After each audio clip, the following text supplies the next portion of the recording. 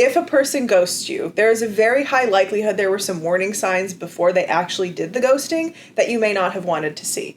We want to keep ourselves safe. We want to be interesting. We want to be in a relationship with somebody, so we're more willing to look past those red flags in the beginning. If the person from the start is non-communicative, takes a long time to respond to you, doesn't really seem that interested when you're talking about whatever you're interested in, the likelihood goes up that they may not want to date you. So if you are so invested in this relationship working out and they were only interested in one date, or they told you, look, I don't really want to see you again, or they're only texting you and it's convenient for them, those kinds of things don't really fall under the category of ghosting necessarily. Ghosting is more when you've been in an active communication pattern with this person and all of a sudden it gets cut off. And then usually 2 weeks later you see them on Instagram with a new girlfriend. But that's aside the point.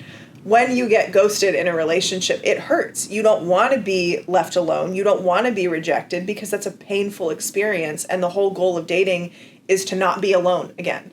Being alone in the sense of being lonely. Everybody needs to be okay with being alone and by themselves, but many people date out of wanting to avoid feeling lonely, that painful sense of isolation.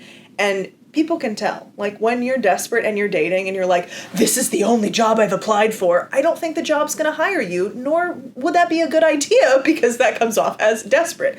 You don't want to date out of desperation. You want to date out of desire. You want to date out of the other person wanting to be with you and you wanting to be with them, not dating for the sake of it to be like, okay, I've checked it off the list because it's like a this'll do relationship. I'm just glad I have that role filled. It matters who fills that role. Who you pick as your relationship partner impacts every single part of your life, so make sure you pick a good one.